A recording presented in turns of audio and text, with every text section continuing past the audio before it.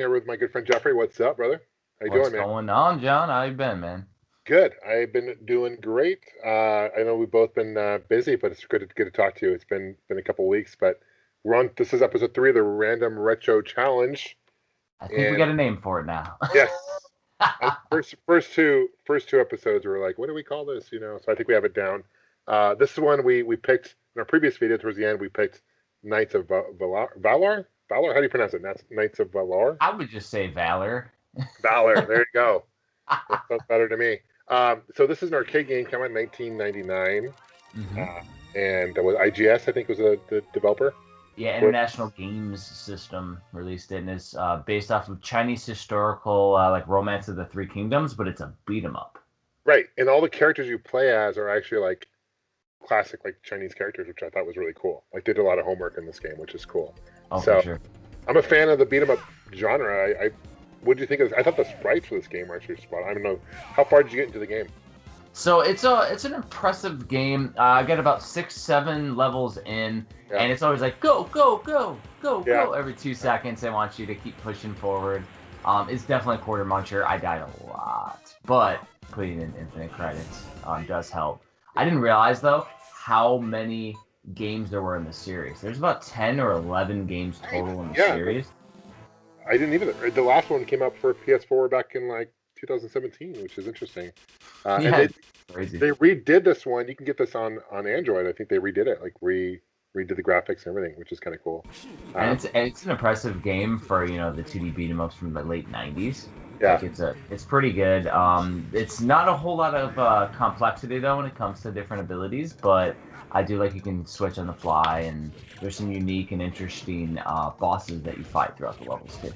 I made it to the snow level, which I think is like, I don't know what level that was. I don't know if you made it that far or not. But I just there's a swan boss you fight with like this guy on the swan, and there's a lot of animals in this game, which is weird. Like later on, I don't know if I think it was level 3. There's like jaguars and like lions and tigers, not lions but tigers and bears and a whole bunch of random animals that like attack you, which is cool. So I love the. Tigers and bears. Oh my! Oh my! Lions and tigers. Oh my! And bears.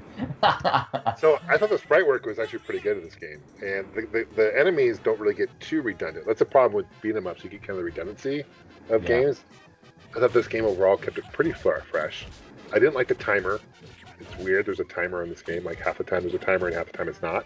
And it's kind of always pushing you along, and Go, sometimes go, go! Yeah, like you beat the enemy, the boss, and then you have like things to pick up, right? Like you have food and coins, but they don't really appear very long. And then like you have like less than 10 seconds to get everything you need. And you're like go, go, go! But there is like a choose your own path part of the game too. You notice that? Like there's 2 different ways you can go in some parts. Yeah, I do like when they do branching different paths, and it Yeah. also leads to wanting when you go into the arcades to do a few extra playthroughs, which is nice. Yeah, yeah. I thought compared to the last game that we played, this game was much more easy than we did, right? For Like sure.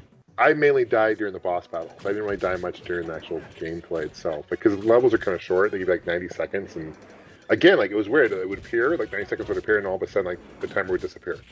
So I don't know if you noticed that or not, but it was weird. Yeah, I didn't notice the timer disappearing at all for me, but that's great. Maybe it was a build I had. I don't know, but the version I played, it had like you have like 90 seconds, and all of a sudden on some screens it would like disappear, and all of a sudden it would pop up again. And there's like items you can get in the game, like you can get bombs and like spears and like special like axes you can throw. Did you notice that? Did you ever change your weapons and never use any of the special abilities? Yeah, I liked all the different little items that you could have. It had a little bit of variety. Yeah. Of course, I would have liked some kind of power up or special ability that you could use or something Yeah. else. Just to, like I'm used to. I guess I'm spoiled now, right? Like 20 years later, we've seen lots of advancements in the genre. But as it is, and as a quarter munching arcade game, and the first of the whole series of games, I think this is a solid start. I thought it was cool. I thought it was a good start. I agree. There was a level up part of the game, but like I got to level 9, and I didn't notice anything different. Mm-mm. Like No, I didn't notice anything. the later versions, like the PS4 versions, like you can actually like customize your characters and add things, and there's some kind of RPG elements to that where you can like actually level up. But this game, I got to level 9, and then like kind of reverted me back to level 4 when I died at one point, and I was like, this is kind of weird. So I don't know. I think they were almost there with it, but not quite. Well, I mean, they started off with only like 8 different characters that they have that you can choose from. But then, like the 2015 PS4 one, there's like tons and tons of characters, like dozens of characters that you can play. Is this a 2-player game or a 4-player game in the arcade? You know, I couldn't quite find that out. I couldn't find it out either. It seemed like, I do not know. I could not find it either. My favorite part of the game is this. I think it was level 2. There's like a girl, a lady you're supposed to rescue, and you can actually hit her. She like screams if you swipe at her. I don't know if you noticed that. I did not. I did not try to kill her. Actually, I always try to go after good people and try to kill them, but you can't kill her. But she screams if you start swiping at her, which is kind of funny. Yeah, I definitely did not try to kill her. Messed up. Yeah, right. So, what would you scale to 1 to 10? What would you give this game? I would give it a solid 7. It's definitely a solid 7 title. It would be interesting to play some of the sequels, the 2000 second game, or Part 3 came out in 2011. It'd be interesting to see how the series progresses. Yeah, I agree. I give probably a 6.5 to a 7. I think we're kind of right there. Yeah.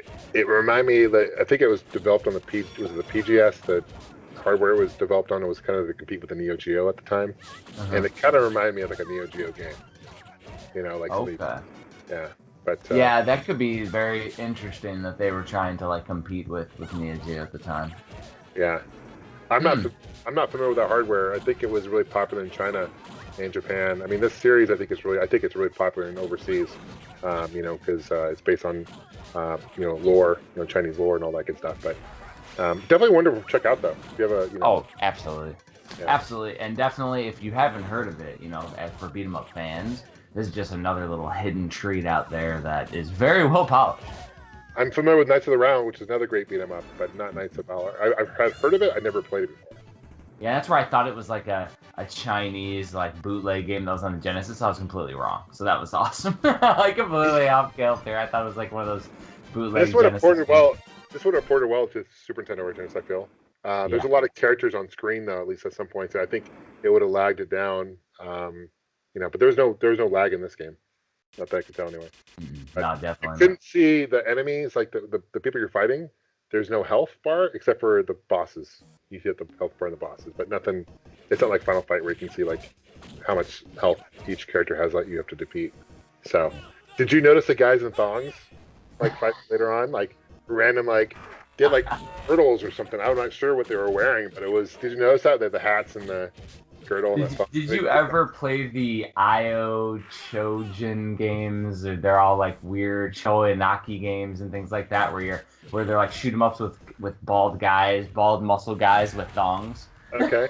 That's what it reminded me of. This like ridiculous. I'm like, what is this? And then you have like these lion tamer or tiger tamers or like whips and stuff, and you have these tigers attack you and bears, and like this game would not fly with PETA today. I don't think. Like there's a lot of killing of animals in this game, and there's one boss. I remember like the last boss I fought. She like he or she turned you into like animals, which is like I turned into like a turtle and for a couple of seconds, and a rabbit and other items too. I'm like, wow, it gets really hard later on. It's like it starts off really easy, like, oh, this game, like I got through the first 2 levels on one credit, and then I was like, oh dang, this game gets like really hard really quick. So yeah, but worth checking out. So definitely worth a game worth checking out. So John, are we gonna let you do the randomness this time around? Yes, I have.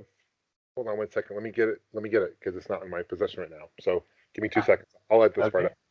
So I just got this. I don't know if you heard of it. It's called the Game Force by GameChi. Ooh, it's a little blurry on the screen. A little blurry. You see it?